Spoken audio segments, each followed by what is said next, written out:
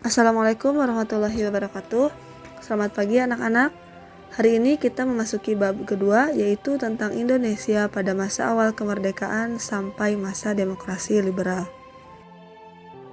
Setelah kemerdekaan Indonesia pada tanggal 17 Agustus 1945, Indonesia belum benar-benar merdeka. Bangsa Indonesia masih menghadapi tantangan dan hambatan. Pemerintah Republik Indonesia yang baru berdiri dihadapkan dengan tantangan kedatangan tentara sekutu yang diboncengi Belanda yang ingin kembali menguasai Indonesia. Namun bangsa Indonesia telah memproklamasikan kemerdekaannya. Oleh karena itu terjadi konflik antara Indonesia dan Belanda. Adapun kehidupan ekonomi pada awal kemerdekaan di Indonesia ini termasuk sulit, dan keadaan politik Indonesia pun lumayan semrawut. Yang pertama, kita membahas dulu keadaan politik Indonesia pada awal kemerdekaan. Yang pertama yaitu kedatangan tentara sekutu dan nikah. Ada dua sekutu dari kerajaan Inggris yang masuk ke Indonesia. Ada dua. Yang pertama, SEACH, Southeast Asia Command, dipimpin oleh Laksamana Lord Louis Mountbatten untuk wilayah Indonesia bagian barat. Kemudian yang kedua, SWPC, Southwest Pacific Command, untuk wilayah Indonesia bagian timur. Pasukan sekutu yang bertugas menangani Indonesia bagian barat adalah AFNI, Allied Forces Netherlands East Indies, yang dibentuk Mountbatten di bawah pimpinan Letjen Sir Philip Christison.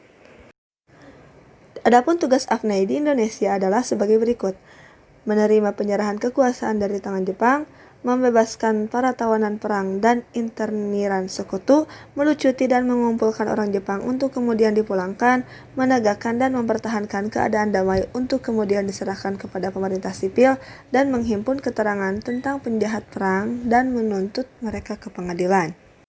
Jadi intinya kedatangan tentara sekutu dan nikah itu niatnya ingin membantu Indonesia dari Jepang, ya, ingin mengusir Jepang. Namun pengusiran Jepang tersebut ternyata ada niat yang terselubung. Jadi nikah itu adalah pengkhianat bangsa, ya. Yang kedua, konflik Indonesia Belanda di berbagai daerah. Ada banyak konflik. Yang pertama, pertempuran di Surabaya. Yang kedua, pertempuran Ambarawa Magelang. Yang ketiga, Bandung Lautan Api, yang akan Ibu bahas satu-satu. Yang pertama yaitu pertempuran di Surabaya. 25 Oktober 1945, pasukan AFNI dari Brigade 49 mendarat di Tanjung Perak, Surabaya, dipimpin oleh AWS Malabi. Pihak AFNI menjamin bahwa tidak ada pasukan Belanda yang membonceng dan tugas mereka hanya melucuti tentara Jepang. Namun ternyata AFNI melanggar kesepakatan itu dengan berbagai provokasi. Tindakan provokasi tersebut telah menghapus kepercayaan pemerintah Republik Indonesia terhadap AFNI. Pemerintah Republik Indonesia segera memerintahkan para pemuda dan TKR untuk bersiap-siap. TKR adalah Tentara Keamanan Rakyat. Kalau sekarang namanya TNI. Pada tanggal 27 Oktober 1945 terjadi pertempuran antara pasukan Indonesia dan AFNI karena AFNI sudah mengkhianati bangsa Indonesia. Tanggal 29 Oktober 1945, Presiden Soekarno didampingi Muhammad Hatta dan Amir Syarifuddin tiba di Surabaya. Mereka akan mencari kesepakatan dengan AFNI untuk membentuk panitia penghubung atau kontak komite untuk menjernihkan kesalahpahaman dan menyerukan gencatan senjata. Gencatan senjata berakhir setelah terjadi insiden di Gedung Internasio yang menewaskan Brigjen Malabi. Peristiwa itu menyulut kemarahan pimpinan AFNI. Mereka kemudian menambah pasukan di bawah pimpinan Maijen Ece Mansert. Pada tanggal 19 November 1945, AFNI mengeluarkan ultimatum yang isinya sebagai berikut. Silakan dibaca sendiri. Yang kedua yaitu pertempuran Ambarawa Magelang. Pertempuran ini antara pasukan TKR beserta rakyat dan pasukan sekutu Inggris berlangsung pada tanggal 20 November 1945 sampai 15 Desember 1945. Latar belakangnya yaitu adanya insiden di Magelang sesudah mendaratnya Brigade Artileri dari Divisi India ke-23 di Semarang pada 20 Oktober 1945. Pada tanggal 26 Oktober 1945, berkembang pertempuran antara pasukan TKR dan pasukan gabungan Sekutu Inggris serta Nika. Insiden ini berhenti setelah Presiden Soekarno dan Brigadir Jenderal Beto datang ke Magelang pada tanggal 2 November 1945. Selanjutnya diadakan perundingan gencatan senjata dan memperoleh kata sepakat yang dituangkan dalam 12 pasal. Setelah adanya naskah perjanjian, ternyata pihak sekutu mengingkari janjinya. Kemudian tanggal 20 November 1945, Ambarawa telah pecah perang antar pihak sekutu dan TKR di bawah pimpinan Mayor Sumarto. Tentara sekutu yang ada di Magelang pada tanggal tersebut secara diam-diam mulai ditarik mundur untuk menuju Ambarawa. Sambil gerak mundur ke Ambarawa, tentara sekutu terus melakukan teror terhadap penduduk. Oleh karena itu, pihak TKR melakukan pengejaran. Yang ketiga, Bandung Lautan Api. Afnay memasuki kota Bandung sejak Oktober 1945. TKR dan rakyat sedang berjuang merebut senjata dari tangan Jepang. Dalam waktu yang sama, Afnay menuntut pasukan Indonesia untuk menyerahkan senjata. Tuntutan itu disertai dengan ultimatum supaya TKR meninggalkan kota Bandung bagian utara, paling lambat tanggal 29 Oktober 1945. Namun, rakyat Bandung menolak. Untuk menyelesaikan masalah tersebut, dilakukan perundingan dulu, dengan kesepakatan bahwa Bandung dibagi menjadi dua bagian, dengan batas rel kereta api, yaitu sebelah utara dikuasai Sekutu, dan sebelah selatan dikuasai Indonesia. Tanggal 23 Maret 1946, Afnay mengeluarkan ultimatum kedua kalinya supaya TKR meninggalkan seluruh kota Bandung. Padahal 1 hari sebelumnya, pemerintah pusat sudah mengeluarkan perintah yang sama, namun perintah itu bertentangan dengan perintah markas besar TRI di Yogyakarta. Akhirnya, TRI Bandung memilih patuh kepada pemerintah pusat. Pasukan TRI dan warga akhirnya meninggalkan kota Bandung. TRI mundur sambil membumi hanguskan kota Bandung bagian selatan, kemudian TRI secara berangsur-angsur meninggalkan kota Bandung. Tindakan pembumi hangusan itu adalah kemudian dikenal dengan sebutan Bandung Lautan Api yang terjadi pada tanggal 24 Maret 1946. Nah, pada peristiwa tersebut, jatuh korban bernama Muhammad Hatta yang meninggal ketika meledakkan gedung Mesiu Nika. Dari peristiwa tersebut, menjadikan pasukan Afnay semakin terdesak karena mereka mengalami kesulitan akomodasi dan pengiriman logistik ke kota yang telah hancur. Peristiwa gugurnya Muhammad Toha difilmkan dengan judul Toha Pahlawan Bandung Selatan. Baiklah, kita memasuki yang ketiga, perjuangan diplomasi Indonesia. Ada 5. Yang pertama, Perjanjian Linggajati. Yang kedua, agresi militer Belanda I dan Perjanjian Renville. Yang ketiga, Perundingan Romrein. Yang keempat, Konferensi Inter-Indonesia. Dan yang terakhir, Konferensi Meja Bundar atau KMB. Perjuangan-perjuangan ini adalah untuk mempertahankan kemerdekaan Indonesia yang sudah memang dibacakan oleh Soekarno ketika pada tahun 1945 tersebut. Perjuangan-perjuangan ini menginginkan Indonesia diakui dan dilindungi oleh dunia. A. Perjanjian Linggajati 10 November 1946. Perundingan Linggajati dilakukan di Linggajati, sebelah selatan Cirebon, dipimpin oleh Lord Killen. Delegasi Indonesia dipimpin oleh Sultan Syahir dan Belanda dipimpin oleh Profesor Schermerhorn. Nah, berikut ini adalah hasil dari Perjanjian Linggajati. Silahkan dibaca dan videonya di-pause dulu. Setelah Perjanjian Linggajati ditandatangani, hubungan RI-Belanda tidak menjadi lebih baik karena adanya perbedaan penafsiran isi perjanjian tersebut.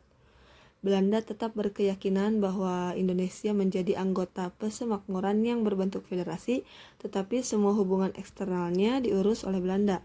Belanda juga menuntut dibentuk pasukan keamanan ATI bersama. Belanda akhirnya menggelar aksi polisional yang dikenal juga sebagai agresi militer Belanda yang secara otomatis membatalkan Perjanjian Linggajati. Nah, jadi Perjanjian Linggajati tersebut dibatalkan ya oleh Belanda. Yang kedua yaitu agresi militer Belanda I dan Perjanjian Renville. Pada tanggal 21 Juli 1947, Belanda melakukan agresi terbuka yang menimbulkan reaksi hebat dari dunia internasional. Agresi militer Belanda I dan Perjanjian Renville. Pada tanggal 21 Juli 1947, Belanda melakukan agresi terbuka yang menimbulkan reaksi hebat dari dunia internasional. India dan Australia mengajukan dan menginginkan permintaan resmi agar masalah Indonesia segera dimasukkan dalam daftar agenda Dewan Keamanan PBB dan diterima oleh PBB. Dewan Keamanan PBB pada tanggal 1 Agustus 1947 memerintahkan penghentian permusuhan yang mulai berlaku sejak 4 Agustus 1947. Untuk mengawasi pelaksanaan gencatan senjata, Dewan Keamanan PBB membentuk komisi konsuler dengan anggotanya para konsul senjata yang berada di wilayah Indonesia. Dewan Keamanan PBB membentuk Good Mission atau lebih dikenal dengan nama Komisi Tiga Negara atau KTN. Anggota KTN ini adalah dari Australia dan Belgia. Nah, tugas KTN ini untuk membantu menyelesaikan konflik antara Republik Indonesia dan Belanda dengan mengusahakan penyelesaian persoalan secara damai. KTN juga sepakat untuk pertama-tama menyelesaikan masalah militer, sedangkan untuk masalah politik KTN sepakat hanya memberi saran. KTN juga mengusulkan diadakan perundingan di atas kapal USS Renville antara Indonesia dan Belanda. Nah, maka dari itu perjanjian ini dinamakan Perjanjian Renville. Delegasi Indonesia dipimpin oleh Amir Syarifuddin dan dari Belanda dipimpin oleh Abdul Qadir Widjojoatmo. Akhirnya pada tanggal 17 Januari 1948 disepakati dan ditandatangani dengan hasil perundingan sebagai berikut. Silahkan dibaca saja isi perjanjian Renville, videonya bisa di-pause dulu. Nah, akibat dari perjanjian Renville ini, wilayah Republik Indonesia menjadi semakin sempit. Bagi kalangan partai politik, hasil perundingan ini memperlihatkan kekalahan perjuangan diplomasi. Namun bagi TNI, hasil perundingan Renville ini menyebabkan harus ditinggalkan sejumlah wilayah. Perjanjian Renville berakhir ketika Belanda mengadakan agresi militer Belanda II pada tanggal 19 Desember 1948. Perundingan Rumroyen. Untuk menjamin berhentinya agresi militer Belanda kedua, PBB membentuk United Nations Commission for Indonesia (UNCI) atau Komisi PBB untuk Indonesia. Komisi ini berhasil mempertemukan Indonesia Belanda yang dipimpin oleh Merle Cochrane, wakil Amerika dalam UNCI, di Hotel Des Indes, Jakarta. Delegasi RI dipimpin oleh Mr. Muhammad Rum dan Belanda dipimpin oleh J.H. van Rooyen. Maka dari itu, perundingan ini dinamakan dengan Rumroyen. Perundingan dimulai pada tanggal 14 April 1949 dan pada tanggal 7 Mei 1949 baru dicapai persetujuan. Berikut adalah hasil persetujuan Rumroyen. Silakan dibaca, videonya di-pause dulu. Sebagai tindak lanjut perundingan Rumroyen, diadakan perundingan konsultasi antara Republik Indonesia, BFO, dan Belanda di Bangka pada tanggal 22 Juni 1949 yang dipimpin oleh Critchley, Australia. Berikut hasil perundingan tersebut, silahkan dibaca, videonya di-pause lagi. Konferensi Inter-Indonesia. Latar belakangnya, keinginan menjalin persatuan dan sikap bersama untuk menghadapi Belanda dalam KMB atau Konferensi Meja Bundar. Nah, ada 2 tahap nih Konferensi Inter-Indonesia itu. Yang pertama berlangsung di Yogyakarta pada tanggal 19 sampai 22 Juli 1949 dengan keputusan penting yaitu pembentukan Negara Indonesia Serikat dengan nama RIS atau RIS dan pembentukan Uni Indonesia Belanda. Juga APRIS, Angkatan Perang Republik Indonesia Serikat. Kemudian tahap 2-nya di Jakarta tanggal 30 Juli sampai 2 Agustus 49 dengan persetujuan yaitu bendera RIS atau RIS adalah sang merah putih, lagu kebangsaan Indonesia Raya, dan bahasa nasional adalah bahasa Indonesia. Yang terakhir, Konferensi Meja Bundar KMB. KMB dibuka di Riederzal, Den Haag, Belanda pada tanggal 23 Agustus 1949. KMB diikuti oleh delegasi Indonesia Muhammad Hatta, BFO Sultan Hamid II, Belanda Van Maarseveen, dan UNCI Hermans Merle-Cochrane Cruijff. Berikut adalah hasil yang dicapai dalam KMB sebagai berikut.